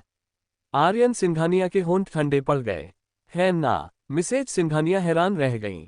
उन्हें नहीं लगा था कि आर्यन सिंघानिया को ये गलतफहमी होगी। मिसेज सिंघानिया समझाने ही वाली थी कि अचानक नैना शर्मा की आवाज आए, मॉम, मैं पहले जाऊंगी। नैना शर्मा के बोलने के बाद उन्होंने मिसेज सिंघानिया के जवाब का इंतजार नहीं किया। वह सीधे दरवाजे तक गईं, मिसेज सिंघानिया को बाईपास किया और चली गईं। मिसेज सिंघानिया ने नैना शर्मा की शांत और पक्की पीठ देखी और घबरा गईं।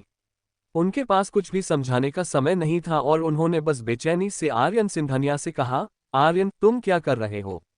जल्दी करो और उसका पीछा करो। अध्याय 254 मैं उसे पसंद करता हूँ 4। आर्यन सिंघानिया जमीन पर जड़वत खड़ा रहा, जैसे उसने मिसेस सिंघानिया की बातें सुनी ही न हो। उसने त्योरियां चढ़ाई और उसकी आवाज और ठंडी हो गई। माँ, हम अपने मामले खुद संभाल लेंगे। आपको चिंता करने की जरूरत नहीं है। एक पल के लिए मिसेज सिंघानिया को समझ नहीं आया कि उन्हें गुस्सा होना चाहिए या बेबस होना चाहिए। अगर उन्हें सच में पता होता कि इससे कैसे निपटना है, तो उन्होंने ऐसा कुछ नहीं किया होता। आर्यन, मुझे नहीं पता कि तुम्हारे और नैना के बीच क्या हुआ, लेकिन जब मैं कल रात उससे फोन पर बात कर रहा था, तो नैना इस बार सच में बहुत दुखी लग रही थी। इसीलिए मैंने तुम दोनों को घर बुलाने का फैसला किया। मुझे उम्मीद है कि तुम अपने रिश्ते को ठीक कर लोगे और इसे हाथ से बाहर नहीं जाने दोगे। लेकिन क्योंकि तुम्हें सच में कोई फर्क नहीं पड़ता, इसलिए मैं इसमें दखल नहीं दूंगा। बिना इजाजत के फैसले लेना, ईशा। जब ये शब्द उसके कानों में पड़े तो आर्यन सिंघानिया की आंखें सिकुड़ गईं और उसकी आंखों में कुछ चमक आया। माँ, क्या कल की घटना सच में तुम्हारा अपना आइडिया था? और क्या? मिसेस सिंघानिया ने गुस्से में जवाब दिया, मेरे लिए नैना को डिनर पर वापस बुलाना आसान नहीं था, लेकिन तुम अच्छे हो। तुम अपना चेहरा ठंडा रखते हो। मैं कितने भी मौके बनाऊं, कोई फायदा नहीं। आर्यन सिंघानिया को मिसेज सिंघानिया की बातों में शिकायतें सुनाई नहीं दी। उसका मन कल रात नैना शर्मा के पीले चेहरे और कांपती आवाज में कही उनकी बातों पर चला गया। मुझे सच में आज की बात पहले से पता नहीं थी। तो इस बार उसने सच में झूठ नहीं बोला। उसने उससे झूठ नहीं बोला, नैना। आर्यन सिंघानिया को नैना शर्मा के आखिरी शब्द याद आए। शांत, मौत की तरह खामोश। जब वह बोल रही थी तो वह साफ तौर पर मुस्कुरा रही थी, लेकिन वह बहुत उदास और हताश थी। उसने कहा कि वह जो चाहे सोच सकता है, लेकिन ऐसा लग रहा था जैसे उसने किसी चीज को पूरी तरह से छोड़ दिया हो। आर्यन सिंघानिया के दिल को ऐसा लगा जैसे किसी चीज ने जोर से मारा हो। उसके दिल में बेचैनी सी होने लगी और अनजाने में उसके हाथ भींच लिए। मिसेस सिंघानिया ने आर्यन सिंघानिया की गहरी आंखों में देखा और हल्की सी आह भरी। वह खुद को ये कहे बिना नहीं रह सकी, आर्यन, मुझे लंबी चौड़ी बातें करने के लिए दोष मत दो, लेकिन मुझे तुम्हें ये याद दिलाना है कि पति पत्नी के बीच झगड़े होना नॉर्मल है। हालांकि तुम कितने भी गुस्से में हो, तुम अपना आपा ज्यादा नहीं खो सकते। अगर तुम अभी भी इस शादी में रहना चाहते हो तो ज्यादा बेरहम मत बनो जब तक कि तुम नैना के साथ आगे नहीं बढ़ना चाहते। मैं अब नैना के साथ नहीं चलना चाहता। आर्यन सिंघानिया का हाथ अचानक भींच गया और उसके हाथ के पीछे की नसें उभर आईं। वह उससे बदला लेना चाहता था क्योंकि उसके धोखे से उसे बहुत दुख हुआ था। इसलिए वह चाहता था कि वह उसके दिल के दर्द को महसूस करे और उसे बताए कि धोखा खाने पर कैसा लगता है और ऊपर से गिरने पर कैसा लगता है। हालांकि शुरू से आखिर तक उसने कभी नहीं सोचा कि ऐसा होने के बाद उसे और नैना शर्मा को कैसे आगे बढ़ना चाहिए। क्या ये सच में वैसा ही था जैसा उसकी मां ने कहा था? वह नैना शर्मा के साथ आगे नहीं बढ़ना चाहता था। मिसेज सिंघानिया की बातें उसके सिर पर जोरदार चोट की तरह थीं। आर्यन सिंघानिया ने अपने पतले होंठ कसकर भींच लिए। उसकी आंखों में थोड़ी उलझन थी, लेकिन उससे ज्यादा घबराहट थी। वह ये नहीं बता सका कि वह क्यों घबरा रहा था और यह भी नहीं बता सका कि उसके दिल में क्या उथल पुथल चल रही थी।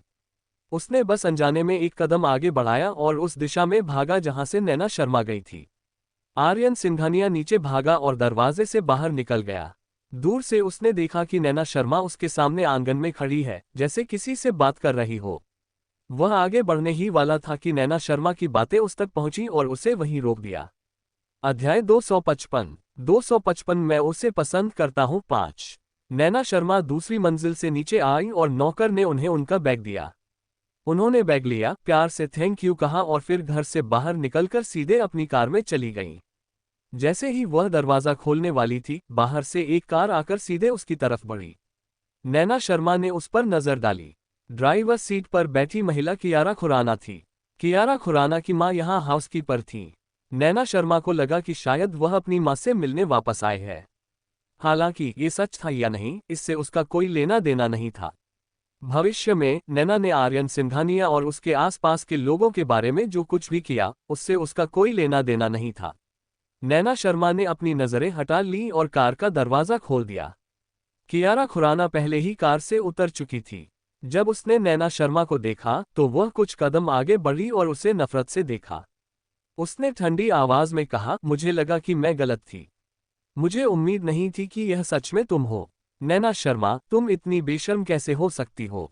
आर्यन अब तुम्हें नहीं चाहता और तुम में अभी भी यहां आने की हिम्मत है। क्यों? क्या तुम अंकल और आंटी के सामने बेचारा बनने की कोशिश कर रही हो ताकि वे तुम्हारी मदद कर सकें? नैना शर्मा ने अपने होंठ मोड़े और धीरे से हंसी। कियारा खुराना ने उसे शक से देखा। शायद उसे समझ नहीं आ रहा था कि वह क्यों मुस्कुरा रही है।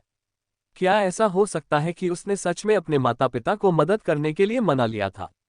या हो सकता है कि उसने आर्यन सिंघानिया को वापस मना लिया हो?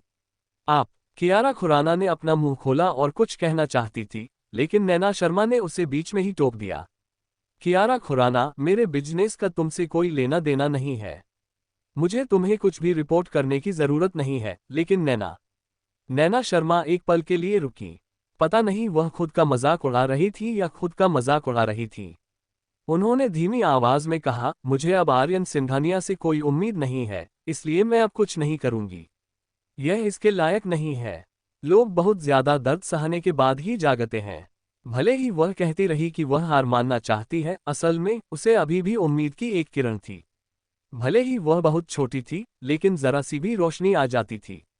आर्यन सिंघानिया ने उससे जो भी कहा वह ठंडे पानी के बेसिन की तरह था जिसने बेरहमी से उसके दिल की छोटी सी लौ को बुझा दिया। नहीं, ऐसा लग रहा था जैसे उसे जड़ से उखाड़ दिया गया हो। अब उसका दिल खाली था और कुछ भी नहीं बचा था। वह ये कहने की हिम्मत नहीं कर पा रही थी कि वह अब आर्यन सिंघानिया से प्यार नहीं करती, लेकिन वह रिया से प्यार करने की हिम्मत तो बिल्कुल नहीं कर पा रही थी। नैना शर्मा के बोलने के बाद उसने कियारा खुराना पर ध्यान नहीं दिया। वह नीचे झुकी, ड्राइवर की सीट पर बैठी, दरवाजा बंद किया, सीट बेल्ट बांधी और इंजन स्टार्ट कर दिया। जब नैना शर्मा एक्सीलरेटर दबाने वाली थीं, तो उनकी नजर अनजाने में गेट पर पड़ गई। उन्हें पता ही नहीं चला कि आर्यन सिंघानिया कब नीचे आ गए।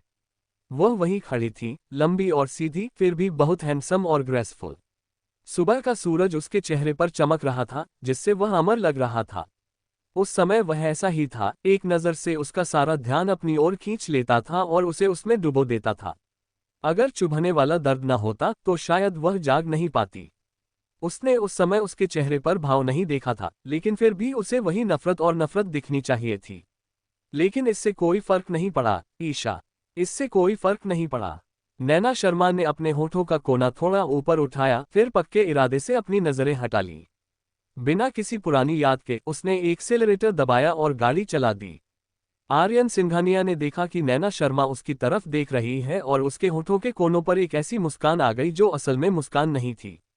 फिर वह मुड़ी और कार धीरे धीरे गेट से बाहर निकल गई। उसे पता नहीं क्यों, लेकिन वह अचानक घबरा गया, जैसे उसने कोई जरूरी चीज खो दी हो और परी को कभी वापस नहीं पा सके। अध्याय 256 मैं उसे पसंद करता हूँ 6। आर्यन सिंघानिया अनजाने में एक कदम आगे बढ़ा, लेकिन फिर वह अपनी जगह पर मजबूती से जम गई। नैना शर्मा के अभी अभी कहे शब्द उसके कानों के पास से गुजरे और उसे सिर्फ मजाक भरा लगा। उसने कहा कि अब उसे उससे कोई उम्मीद नहीं रहेगी, वह कुछ नहीं करेगी, और ऐसा करना उसके लिए सही नहीं है। जब उसे उससे कोई फायदा नहीं मिला तो उसने उस पर और समय बर्बाद नहीं किया। उसके सामने वह हमेशा ऐसा इंसान था जो और ज्यादा देर तक टिक नहीं पाता था। जब वह उसे दुखी और दुखी देखता था तो वह हमेशा सोचता था कि उसे बस जाने देना चाहिए। वह उससे प्यार करता था, इसलिए वह उसके लिए हार मानने को तैयार था, बार बार अपनी हदें कम करता था। लेकिन उसने चाहे जो भी किया, वह नैना शर्मा को बिल्कुल भी छू नहीं पाया। वह उसे हैरान होते हुए नहीं देख सकती थी। आर्यन सिंघानिया के होठों के कोने फड़क रहे थे, उसकी मुस्कान दुख से भरी हुई थी। वह उससे प्यार करता था, लेकिन वह उसे अपनी आंखों में नहीं आने दे सकता था, इसलिए वह उससे नफरत करता था और उससे वह सब कुछ छीन लेता था जिसकी वह परवाह करती थी। क्या वह उसे थोड़ी परवाह करने के लिए मजबूर कर सकता था? थोड़ी सी भी परवाह अच्छी होगी, इशिता। योजक चिन्ह। कियारा खुराना को उम्मीद नहीं थी कि नैना शर्मा ऐसी बातें कहेंगी और वह वहीं हैरान रह गई। आखिर उन्हें आर्यन सिंघानिया के साथ अपने बर्ताव पर हमेशा गर्व और कॉन्फिडेंस था। उनमें कभी हार न मानने की हिम्मत भी थी, भले ही वह मुश्किल में हो। तो अब जब वह हार मानने जैसी बातें कह रही थी तो ऐसा लग रहा था कि उसके और आर्यन सिंघानिया के बीच सच में अनबन हो गई थी। जब कियारा खुराना ने इस बारे में सोचा तो उन्होंने अपनी खूबसूरत बड़ी आंखें झपकाईं और खुश हुए बिना नहीं रह सकी। वह इस दिन का इंतजार भगवान जाने कब से कर रही थी। नैना शर्मा को आखिरकार अपनी जगह पता चल गई और उसने आर्यन को परेशान करना बंद कर दिया। जब तक नैना शर्मा अपने आप आर्यन से दूर हो जाती तब तक आर्यन इस औरत के चक्कर में नहीं पड़ता। उसे साफ साफ पता चल जाता कि कौन उसके साथ है, कौन उससे सच्चा प्यार करता है और कौन उसके लिए सच में अच्छा है। कियारा खुराना जितना ज्यादा इस बारे में सोचती वह उतनी ही खुश होती जाती। उसने अनजाने में ऊपर देखा और गेट पर एक लंबा आदमी खड़ा देखा। कियारा खुराना की आंखें चमक उठी और वह सीधे दौड़कर वहां पहुंची। उसकी आवाज धीमी और मीठी थी। आर्यन। जैसे ही कियारा खुराना पास आई, उन्होंने सिंघानिया मुनियांजुन के चेहरे पर उदासी देखी।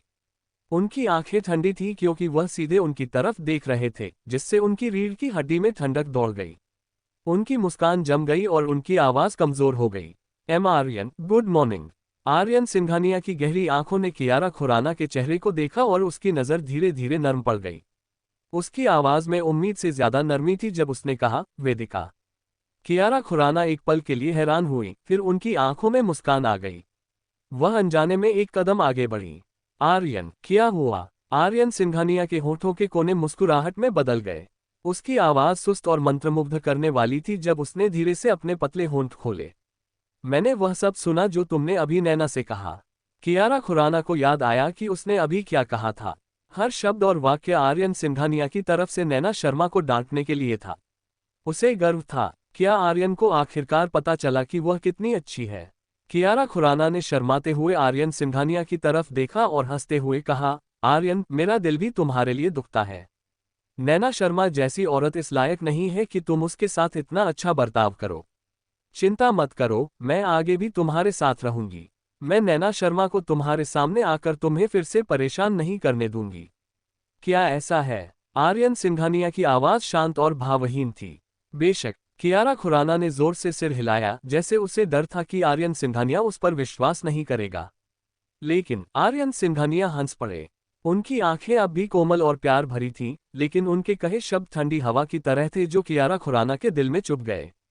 अध्याय 257 मैं उसे पसंद करता हूँ 7। उन्होंने कहा, कियारा खुराना, तुम खुद को मेरे लिए क्या समझती हो? तुम्हें मेरे मामलों में दखल देने का क्या हक है? कियारा खुराना हैरान रह गईं। आर्यन सिंघानिया की काली आंखें नीचे झुक गईं और कियारा खुराना पर टिक गईं। उसके पतले होंठ थोड़े खुले और उसने एक एक शब्द कहा, कियारा खुराना, नैना शर्मा को मत उकसाओ। क्या तुम फिर से भूल गई हो? क्या तुम चाहती हो कि मैं तुम्हें फिर से याद दिलाऊं? जब कियारा खुराना ने वह शांत आवाज सुनी तो उसकी रीढ़ की हड्डी कांप उठी। वह आर्यन सिंघानिया के उस थप्पड़ के बारे में सोचे बिना नहीं रह सकी जो उसने पिछली बार उसे मारा था। वह बिल्कुल भी पीछे नहीं हटी थी। भले ही काफी समय हो गया था, लेकिन जब भी वह इसके बारे में सोचती थी तो उसका चेहरा दुखता था। उसने अपना चेहरा ढक लिया और एक कदम पीछे हट गई। उसके गाल पीले पड़ गए थे और होंठ बुरी तरह कांप रहे थे। उसने आर्यन सिंघानिया का ठंडा और बेरहम चेहरा देखा और उसकी आंखें लाल हो गईं। आर्यन, मुझे, रिया को, सिर्फ तुम्हारी फिक्र थी। और तो और, यह एक कस्या है। उसने अपने होंठ भींच लिए और आखिर में बिना मन के बोल ही पड़ी, नैना शर्मा ने तुम्हारे साथ ऐसा ही किया। वह सिर्फ तुम्हारा इस्तेमाल करना जानती थी और तुमसे बिल्कुल प्यार नहीं करती थी। तुम अब भी उसे क्यों बचा रहे हो? नैना शर्मा उससे प्यार नहीं करती थी। उसे दूसरों से यह कहने की जरूरत नहीं थी। वह इस बारे में साफ था। हालांकि वह नैना शर्मा से नाराज हो सकता था, वह नैना शर्मा पर इल्जाम लगा सकता था, वह अपने गुस्से की वजह से नैना शर्मा से बदला ले सकता था, लेकिन वह किसी और को नैना शर्मा की बुराई करने और नैना शर्मा को दुख पहुंचाने की इजाजत नहीं देगा। आर्यन सिंघानिया के चेहरे पर कोई भाव नहीं बदला। उसकी आंखें भी नहीं हिली।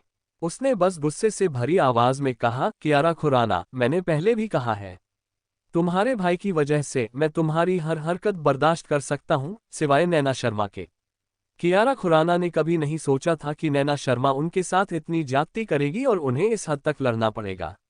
उन्होंने पहले सोचा था कि हालांकि वह सिर्फ शर्मा ग्रुप को खरीदना चाहते थे, लेकिन उनका अगला कदम निश्चित रूप से नैना शर्मा को तलाक देना होगा। हालांकि भले ही वह और नैना शर्मा ऐसे थे, लेकिन उनका दिल अभी भी नैना शर्मा के लिए था। कियारा खुराना की आंखों में आंसू थे और उसकी आवाज सिसकियों से भर गई थी। उसकी अनिच्छा, गुस्से और उससे भी ज्यादा नफरत की वजह से गुस्सा उसके दिल की गहराई से तेजी से बाहर निकल आया। वह बिना परवाह किए चिल्लाए, आर्यन, तुमने कहा था कि तुमने सुना जो हमने अभी कहा। क्या तुमने नैना शर्मा को ये कहते नहीं सुना कि उसे तुमसे कोई उम्मीद नहीं थी? क्या तुम इस लायक नहीं हो कि वह तुम्हारे लिए कुछ करे? तुम उसके साथ कितने भी अच्छे क्यों ना बनो, उसे तुम्हारी तारीफ नहीं होगी। मैं ही अकेली हूं जो तुम्हारे साथ अच्छी हूं। तुम ये क्यों नहीं देख सकते? पर्याप्त। आर्यन सिंघानिया का चेहरा तुरंत उतर गया। उसका चेहरा ठंडा था और उसकी आवाज तीखी और डरावनी थी। मैं नैना शर्मा से प्यार करता हूं या नहीं, यह मेरा मामला है। यह इसके लायक है या नहीं, ये भी मेरा मामला है। इसका तुमसे कोई लेना देना नहीं है। और तुम्हारे मामले का मुझसे कोई लेना देना नहीं है। जाहिर है, उसने कोई बुरी बात नहीं कही, लेकिन अब उसने जो कहा उससे वह थप्पड़ मारने या दफा हो जाने को कहने से भी ज्यादा हताश और टूट गई। ऐसा लग रहा था जैसे उसके दिल में सिर्फ एक नैना शर्मा ही समा सकती थी। उसने कितनी भी कोशिश की, वह अंदर नहीं घुस पा रही थी। अचानक उसकी आंखों से आंसू निकल आए और कियारा खुराना की आवाज लगभग रुंध गई। आर्यन, क्या रिया सिर्फ नैना शर्मा से ही प्यार करेगी चाहे कुछ भी हो जाए? चाहे कुछ भी हो जाए, क्या वह सिर्फ नैना शर्मा से ही प्यार करेगा? आर्यन सिंघानिया ने कोई जवाब नहीं दिया। उसकी आंखें थोड़ी सोच में डूबी हुई थीं और उनमें कड़वाहट भरी हुई थी। आर्यन सिंघानिया का एक्सप्रेशन देखकर कियारा खुराना का दिल अचानक गुस्से और नफरत से भर गया, जो धीरे धीरे उसकी समझदारी को खा रहा था। उसने अपनी मुट्ठियां कसकर भींच ली और उसके दिमाग में कुछ डरावने और खतरनाक ख्याल तेजी से उभरे। उन्होंने आकार लिया और चलने के लिए तैयार थे। अध्याय 258 मैं उसे पसंद करता हूँ 8। उस दिन सिंघानिया के घर से निकलने के बाद नैना शर्मा एक बड़ी मुश्किल में पड़ गईं।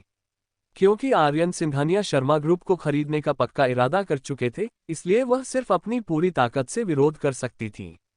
लेकिन शर्मा ग्रुप की मौजूदा ताकत के कारण वह एक भी झटका नहीं झेल सका।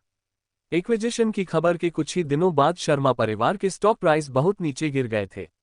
सिंघानिया परिवार ने कई प्राइवेट इन्वेस्टर्स को अक्वायर करने का मौका लिया और धीरे धीरे और शेयर हासिल किए। हालांकि वे अभी सिंघानिया परिवार के लिए कोई खतरा नहीं थे, लेकिन 3 दिन बाद बोर्ड ऑफ डायरेक्टर्स का उन पर से भरोसा उठ गया और उन्होंने बड़ी मात्रा में उनके शेयर बेचना शुरू कर दिया। तब तक उनकी स्थिति डगमगा चुकी थी। नैना शर्मा ने इस बारे में सोचा, सबसे अच्छा तरीका था कि कुछ शेयर होल्डर्स को उन्हें सपोर्ट करने के लिए मनाया जाए और उनके हाथों में शेयर्स को स्टेबल किया जाए। इसके अलावा उनके और उनके दादाजी के पास कुल 25% शेयर्स थे। जब तक वे 50% से ज्यादा के सपोर्ट रेट को पार करते, सिंघानिया परिवार के पास शर्मा परिवार में बोलने का अधिकार छीनने का कोई तरीका नहीं होता और शर्मा परिवार बचा रहता। समय कम था। नैना शर्मा ने हर डायरेक्टर के शेयर और पर्सनैलिटी की खासियतों को एनालाइज और सॉर्ट किया। कंपनी में कुल 10 डायरेक्टर थे। अगर वह आधे डायरेक्टर को अपना सपोर्ट करने के लिए मना लेती, तो वह असल में शर्मा ग्रुप में शर्मा परिवार की सबसे ऊंची कंट्रोलिंग पोजीशन रख सकती थी। नैना शर्मा पूरी रात जागती रहीं और 5 ऐसे डायरेक्टर्स को चुनने में आगे रहीं जिन्हें मनाना आसान था। उन्होंने एक एक करके उनसे मिलने और उनसे अच्छी बातचीत करने का प्लान बनाया। आखिर वे इतने सालों से उसे और उसके दादाजी को सपोर्ट कर रहे थे, इसलिए उनके मन में अब भी एक दूसरे के लिए कुछ फीलिंग्स थी। अगर वह उनकी फीलिंग्स से प्रभावित हो सके और उनके साथ तर्क कर सके, तो वे उसे सपोर्ट करना जारी रखने को तैयार हो सकते हैं। लेकिन चीजें बहुत अच्छी नहीं रहीं। उसने 5 डायरेक्टर्स को फोन किया, लेकिन उनमें से सिर्फ 2 ने फोन उठाया और उनका रवैया भी बहुत अच्छा नहीं था। जब उसने अपने इरादे बताए, तो एक डायरेक्टर ने तो सीधे फोन काट दिया और फिर बात नहीं हो पाई। दूसरा डायरेक्टर इतना सीधा नहीं था, लेकिन उसने समझदारी से मना कर दिया। भले ही उनके मन में शर्मा परिवार के लिए भावनाएं थीं, लेकिन उनका विरोधी सिंघानिया परिवार था और कोई भी सिंघानिया परिवार के खिलाफ जाने को तैयार नहीं था। हालांकि यह नतीजा नैना शर्मा के लिए अनएक्सपेक्टेड नहीं था, लेकिन इससे उन्हें सच में बहुत झटका लगा। क्योंकि अगर वह उन डायरेक्टर्स को मना नहीं पाती, तो वह बिना किसी शक के हार जाती, इसलिए चाहे कितना भी मुश्किल क्यों न हो, उन्हें फिर भी जारी रखना था। फोन नहीं लग पा रहा था, इसलिए नैना शर्मा ने छोटी मीरा से पूछा कि डायरेक्टर कहाँ हैं और वह सीधे उन्हें ढूंढने चली गई। डायरेक्टर्स में से एक डायरेक्टर शर्मा का दूसरा सबसे ज्यादा शेयर था। वह नैना शर्मा के अंकल थे। उस साल उनके पिता के गुजर जाने के बाद कंपनी ने इसके लिए लड़ाई लड़ी। वह सबसे मजबूत कॉम्पिटिटर थे, लेकिन फिर भी आखिर में हार गए, इसलिए उनके साथ रिश्ता थोड़ा खराब था। लेकिन उस समय उन्होंने चाहे जितना भी संघर्ष किया हो, वह शर्मा परिवार का मामला था। अब जब वे शर्मा परिवार के पूरी तरह से खत्म होने की संभावना का सामना कर रहे थे, तो उसने सोचा कि शायद वह उस साल की शिकायतों को भुलाकर शर्मा परिवार को बचाने के लिए उनका साथ देंगे। पहली बार जब नैना शर्मा डायरेक्टर शर्मा को ढूंढने गईं, तो वह सीधे उनके घर चली गईं।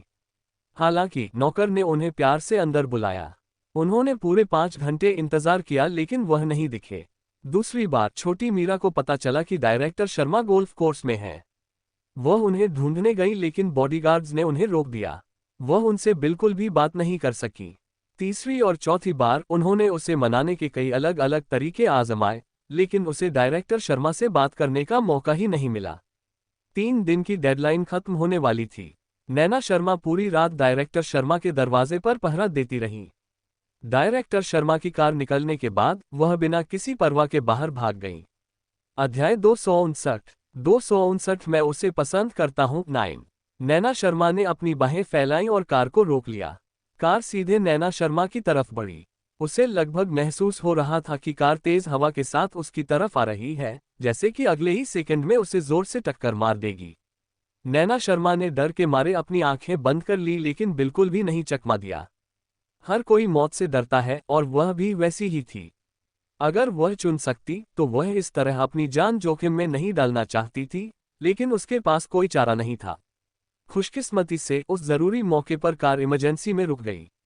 पहियों से बहुत तेज आवाज आ रही थी, लेकिन जब यह नैना शर्मा के कानों में पड़ी, तो ऐसा लगा जैसे किसी मुसीबत के बाद दोबारा जन्म लेने की खुशी हो। डायरेक्टर शर्मा कार में बैठे और उसे उदास होकर देखने लगे। नैना शर्मा ने जोर से अपनी लार निली और जोर से बोली, अंकल, मुझे उम्मीद है कि आप मुझे बात करने के लिए कुछ समय देंगे। उन्होंने उन्हें अंकल कहा, डायरेक्टर शर्मा नहीं।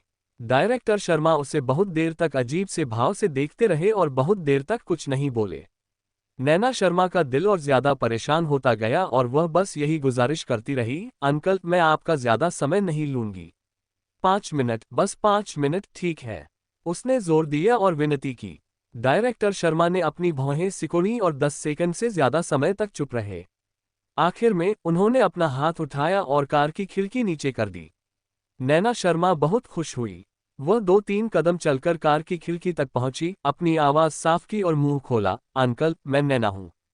डायरेक्टर शर्मा ने उन्हें टोका, मैनेजर शर्मा, मुझे पता है आप क्या कहना चाहते हैं, लेकिन आप कुछ भी कहें, मैं फिर भी वही बात कहूंगा। मैंने आपको समय दिया है। अगर आपको कोई हल नहीं सूझा तो समय पूरा होने पर मैं अपने शेयर बेच दूंगा।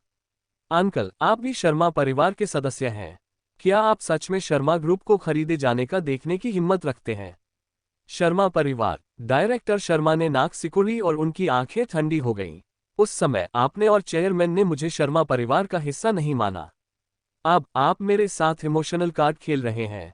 नैना शर्मा ने धीरे से अपना निचला होंठ काटा और धीमी आवाज में कहा, अंकल, उस समय चाहे जो भी हुआ हो, ये हमारे परिवार का बिजनेस था। कंपनी को कोई भी लीड करे, शर्मा ग्रुप अभी भी शर्मा ग्रुप ही है। लेकिन अब एक बार जब कंपनी सिंघानिया ग्रुप द्वारा सफलतापूर्वक अक्वायर हो जाएगी, तो ये बदल जाएगी और शर्मा ग्रुप नहीं रहेगा। शायद इस वाक्य ने डायरेक्टर शर्मा के दिल को छू लिया था। उनकी आंखों की ठंडक थोड़ी कम हो गई और उनकी आंखों के नीचे की रोशनी हल्की सी टिमटिमा गई, जैसे वे झिझक रहे हों। ये देखकर नैना शर्मा ने आगे कहा, चाचा, दादाजी और मेरे पास 25% शेयर है और आपके पास 15%। हम दोनों के पास 40% है। जब समय आएगा तो हम 10% से ज्यादा शेयर के लिए लड़ेंगे और हमारे पास सिंघानिया परिवार से लड़ने की ताकत होगी। हम पक्का हारेंगे नहीं। लेकिन उसकी बातें डायरेक्टर शर्मा को हिला नहीं पाईं। वह कुछ सेकंड के लिए ही हिचकिचाए, फिर उनकी आंखें ठंडी और तेज हो गईं। मैनेजर शर्मा, आपको मुझसे ये कहने की जरूरत नहीं है। बिजनेस तो बिजनेस है। मुझे सिर्फ मुनाफे की परवाह है। बेशक शर्मा परिवार का सदस्य होने के नाते मैं नहीं चाहता कि शर्मा ग्रुप किसी और के हाथ लगे, इसलिए मैं आपको अभी एक मौका दे सकता हूं। मैं अपने सारे शेयर आपको ओरिजिनल कीमत पर बेच सकता हूं। ऐसा नहीं था कि नैना शर्मा ने शेयर खरीदने के बारे में नहीं सोचा, लेकिन उसके और उसके दादा के पास पर्याप्त पैसे नहीं थे। आह तारांकन। डायरेक्टर शर्मा ने नैना शर्मा के एक्सप्रेशन देखे और जाहिर है समझ गए कि उनकी सिचुएशन क्या है, लेकिन वह ज्यादा से ज्यादा इतना ही कॉम्प्रोमाइज कर सकते थे। मैनेजर शर्मा, मैं आपको फिर से याद दिला दूं, जहां तक मुझे पता है सिंघानिया ग्रुप ने पहले ही ऊंची कीमत ऑफर कर दी है और डायरेक्टर्स के शेयर खरीदने के लिए तैयार है। बेहतर होगा कि आप जल्द से जल्द पैसे जमा कर लें। अध्याय 260 मैं बस उसे पसंद करता हूं 10 पैसे जुटाएं। नैना शर्मा एक ही जगह पर हैरान खड़ी थीं। उनका सिर चकरा रहा था और एक पल में उनका पूरा शरीर पूरी तरह थक गया था। अगर रखेल शर्मा के पास पैसे होते, अगर उसके पास पैसे होते, या अगर वह पैसे जमा कर सकती, तो वह इतनी मुश्किल में नहीं पड़ती। वह अपनी शादी, अपना प्यार और अपना स्वाभिमान क्यों खोती? उसने सब कुछ खो दिया था। क्या ऐसा हो सकता है कि आखिर में वह रखेल शर्मा को भी बर्दाश्त नहीं कर सकी और शर्मा परिवार की रक्षा भी नहीं कर सकी? डायरेक्टर शर्मा ने और कुछ नहीं कहा। उन्होंने खिड़की ऊपर की और ड्राइवर को गाड़ी चलाने का आदेश दिया। नैना शर्मा को पता ही नहीं चला कि वह कितनी देर एक ही जगह पर खड़ी रही। धूप धीरे धीरे तेज होती गई और चिलचिलाती गर्मी उसके शरीर पर पड़ने लगी। शायद इसलिए कि वह पूरी रात सोई नहीं थी, उसे चक्कर आ रहे थे और पूरे शरीर में कमजोरी महसूस हो रही थी। इसके अलावा जिस जगह पर पहले उसके माथे पर चोट लगी थी, वहां फिर से हल्का दर्द होने लगा। नैना शर्मा ने बेसब्री से अपनी आंखें बंद कर लीं। उसने अपने पैर उठाए और अपनी कार की तरफ चलना चाहती थी, लेकिन कार तक पहुंचने से पहले ही उसकी आंखें अचानक काली हो गईं। उसके पैर नर्म पड़ गए और वह जमीन पर गिर गई। यश गोयल इत्तेफाक से गोयल के घर से गाड़ी चलाकर निकल रहे थे। दूर से उन्होंने अपने सामने सड़क के बीच में एक दुबली पतली सी शख्सियत को खड़ा देखा। पहले तो उन्हें लगा कि वह थोड़ी जानी पहचानी लग रही है। जब वह पास गए तो उन्होंने देखा कि वह असल में नैना शर्मा थी। फिर उन्होंने नैना शर्मा को चलते हुए और अचानक गिरते हुए देखा। यश गोयल चौंक गए और अचानक ब्रेक लगा दिया। कार नैना शर्मा के पास रुकी। यश गोयल ने जल्दी से दरवाजा खोला और तेजी से अंदर चला गया। वह नीचे बैठा और नैना शर्मा को उठने में मदद की, उसे अपनी बाहों में ले लिया। उसने उसका पीला और बिना खून वाला चेहरा देखा और उसकी पुतलियां अचानक सिकुड़ गईं। उसकी आवाज चिंता से भरी थी। नैना, उठो, उठो। यश गोयल ने हाथ बढ़ाकर नैना शर्मा के गाल पर हल्के से थपथपाया। फिर उन्होंने उसके रेंजोग एक्यू पॉइंट को जोर से दबाया। नैना शर्मा का जरा भी रिएक्शन नहीं हुआ। यश गोयल सिर्फ नैना शर्मा को सीधा उठाकर अपनी कार तक जा सके।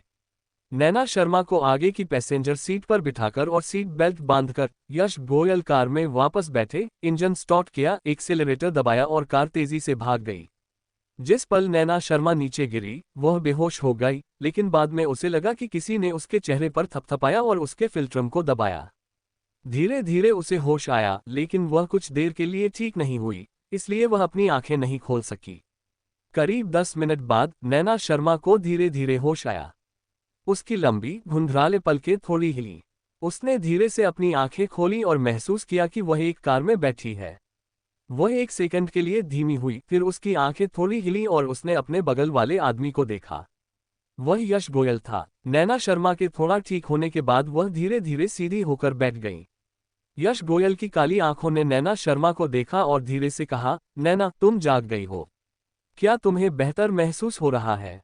मैं तुम्हें अभी अस्पताल भेजूंगा।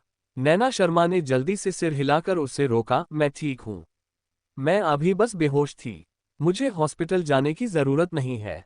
यश गोयल की भौहें तुरंत तन गईं। अब तुम ठीक नहीं लग रहे हो। तुम्हें चेकअप के लिए हॉस्पिटल जाना चाहिए। हम जल्द ही वहां पहुंच जाएंगे। असल में इसकी कोई जरूरत नहीं है। नैना शर्मा ने जोर देकर कहा, मैं कल रात सो नहीं पाए और मेरा मूड भी ठीक नहीं है। खुद को परेशान करने की कोई जरूरत नहीं है। नैना, नैना, नैना। यश गोयल अब भी उसे मनाना चाहते थे, लेकिन नैना शर्मा का मोबाइल फोन बज उठा और उनकी बात कट गई। नैना शर्मा ने अपने बैग से फोन निकाला। जब उसने देखा कि यह उसके दादाजी का फोन है तो उसने सीधे आंसर बटन दबा दिया। नैना, तुरंत वापस आओ।